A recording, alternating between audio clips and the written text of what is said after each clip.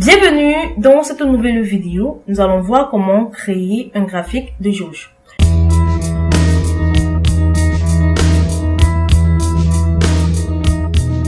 Un graphique de jauge ou graphique d'indicateur de vitesse combine un graphique en anneau et un graphique circulaire ou à secteur dans un seul graphique. Alors, nous allons tout simplement, dans cet exemple ou dans cette vidéo, je vais tout simplement vous montrer comment créer un graphique à jauge. Pour créer un graphique à jauge, nous allons utiliser cette base de données où dans la colonne H, nous avons tout simplement les anneaux. Voilà, nous avons entré les données pour le diagramme en anneau. Et dans la colonne I, nous avons entré les données pour le diagramme en secteur. Alors, pour cela, nous allons sélectionner tout simplement la plage A2, AI6.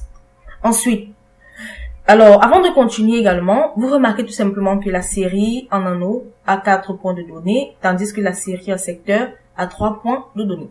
Alors, nous allons tout simplement aller au niveau de l'onglet de insertion du ruban. Au niveau de l'onglet de insertion du ruban, dans le groupe graphique, nous allons tout simplement sélectionner graphique combiné. Et là, nous allons cliquer sur créer un graphique combiné personnalisé. Et nous avons la boîte de dialogue insérer un graphique qui apparaît. Alors, dans cette boîte de dialogue, je vais tout simplement aller au niveau des anneaux, sélectionner, n'est-ce pas, un diagramme en anneau. Pour cela, je vais tout simplement aller dans ce menu de volant au niveau du type, modifier le type. Donc, je vais aller à secteur et le diagramme en anneau, il est bien là, qui est le 4e diagramme du secteur. Ensuite, au niveau du secteur, je vais également sélectionner un diagramme à secteur. Voilà. Je vais au niveau du secteur et là, j'ai un diagramme à secteur. Maintenant, au niveau des axes, je vais tout simplement cocher la case secteur comme axe secondaire. Ensuite, je vais cliquer sur OK pour apporter ma modification. Et là, comme vous pouvez le constater, mon diagramme s'affiche tout simplement au niveau de ma feuille de calcul. Donc, je vais essayer de modifier ou je vais essayer de le mettre plutôt de ce côté pour qu'il soit plus visible. Voilà. Alors, j'ai tout simplement mon graphique qui apparaît. Ce que je vais faire avec ce graphique, je vais supprimer le titre. Ensuite, je vais également supprimer la légende. Il ne me sert à rien. Nous allons maintenant commencer par créer notre graphique de jauge. Alors, pour créer le graphique de jauge, puisque nous avons déjà un graphique en anneau et circulaire qui sont représentés en graphique combiné, nous allons sélectionner le graphique. Et dans l'onglet, lorsqu'on sélectionne le graphique, nous avons deux onglets qui apparaissent. Voilà, nous allons l'onglet de création et l'onglet format. Nous allons ensuite cliquer sur l'onglet format et dans le groupe sélection active, nous allons sélectionner le diagramme à secteur. Et là, ça sélectionne tout simplement automatiquement la base de données diagramme à secteur. Lorsque nous avons sélectionné sur le diagramme à secteur, toujours dans l'onglet de format, nous allons tout simplement sélectionner mise en forme de la sélection.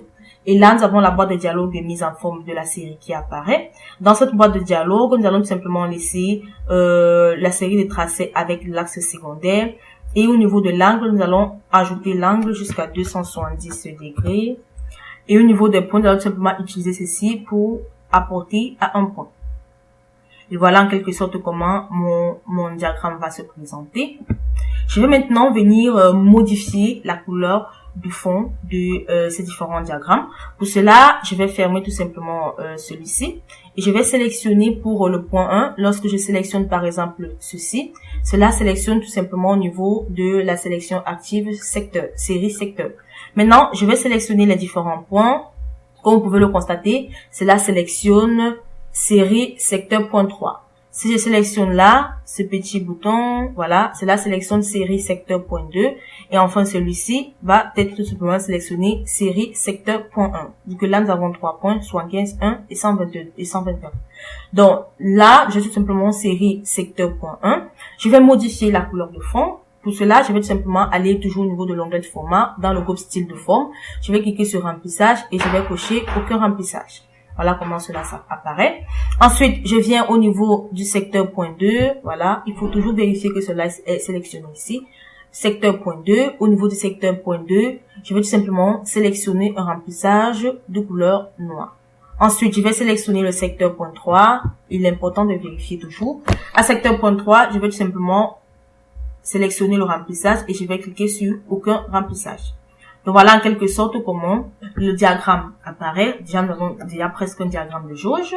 Ensuite, il est important de savoir, avant de continuer cet exemple, que le graphique à secteur à 270 degrés, voilà, si je reviens au niveau, voilà, je suis entré à secteur et que je reviens au niveau de la mise en forme, je vais tout simplement constater que le graphique à secteur avec 270% d'angle du premier secteur n'est rien plus qu'une tranche transparente de 75 points.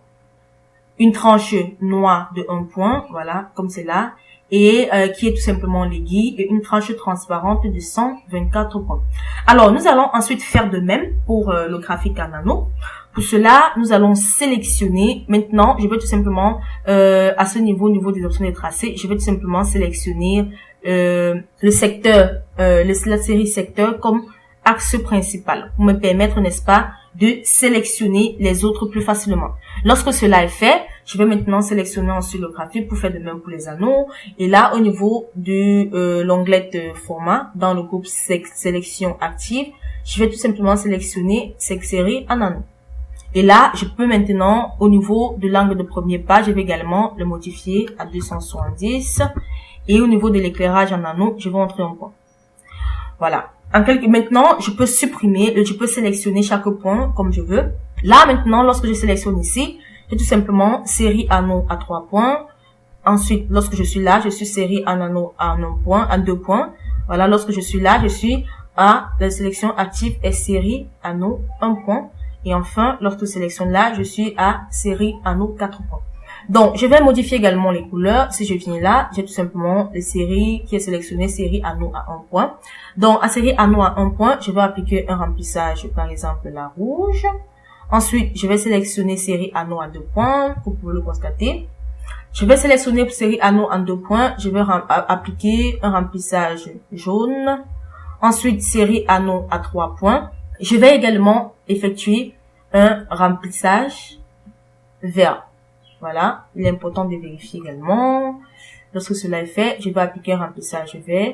Et enfin, série anneau à 4 points, je vais, voilà, point 4, voilà. Je vais tout simplement sélectionner et là, aucun remplissage. Voilà comment mon graphique de jauge apparaît déjà. Pour ce graphique, je vais également augmenter la taille. Non, je vais le mettre à 1, voilà. Voilà comment mon graphique de jauge apparaît déjà. Comme vous pouvez le constater, celui-ci correspond tout simplement au graphique à secteur à 3 points, voilà, à point 2. Ce petit trait noir correspond au graphique à secteur point 2. Donc voilà en quelque sorte comment mon graphique de jauge apparaît. Alors, je peux également modifier la couleur de fond de mon graphique. Pour cela, au niveau de la zone sélectionnée dans l'onglet de format, la zone active, je vais tout simplement sélectionner zone du graphique. Et là, au niveau du remplissage, je peux tout simplement apporter un type de remplissage. Voilà, cela dépend de moi. Vous voyez, lorsqu'il met en surbrillance les couleurs, cela met également les couleurs au niveau de mon remplissage. Donc, pour cet exemple, je vais tout simplement laisser en vert. Maintenant, ce que je vais faire, c'est je vais ajouter un bouton de rotation. Pour cela, je vais tout simplement revenir. Et là, au niveau de l'onglet de insertion, l'onglet développeur, dans le bouton insertion, je vais sélectionner topic de contrôle que je vais tout simplement venir cliquer au-dessus là. Donc, je vais le déplacer au niveau de mon graphique. Je peux le diminuer. Pour moi, il est assez grand. Voilà. J'ai mon topic de contrôle. Maintenant, si je clique sur ce topic de contrôle, cela n'a aucun effet parce qu'il n'y a tout simplement pas de celui-là. Maintenant, pour ce topic de contrôle, je vais tout simplement faire un clic droit et je vais sélectionner format de contrôle. Et là, j'ai la boîte de dialogue format de contrôle qui apparaît. Dans la cellulier, je vais tout simplement sélectionner pour cet exemple, par exemple, I3, pour le secteur 3, voilà. Et ensuite, je vais cliquer tout simplement sur OK. Et là, comme vous pouvez le constater, mon compteur redevient tout simplement à 4, le minimum. Donc, si je viens là, je vais modifier également. Hein.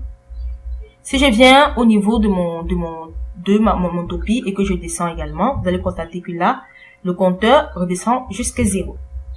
Comme vous pouvez le constater. Maintenant, si je monte, voilà, là, il monte à 1. Si je monte à 2, il monte également à 2. Si je monte à 3, il monte également à 3. Voilà, en quelque sorte. Et au niveau du graphique, vous pouvez constater que l'aiguille montre effectivement. Donc, si je vais jusqu'à, n'est-ce pas, c'était d'abord à 75. Voilà. Je vais aller à plus de 75. Je suis à 73. Voilà. Lorsque je reviens à 74, vous voyez que l'aiguille est à la position normale. Maintenant, si je vais à 76, vous voyez que l'aiguille redescend. À 76, autant pour moi. Voilà. Vous voyez que l'aiguille redescend. Donc, voilà en quelque sorte comment vous pouvez utiliser votre graphique à jauge avec aiguille, ou vous pouvez simplement faire roter l'aiguille à votre guise. Alors, comme vous pouvez le constater, le graphique à secteur est transformé en une tranche transparente de 76 points, donc 81 points. Si je redescends jusqu'à 76, voilà.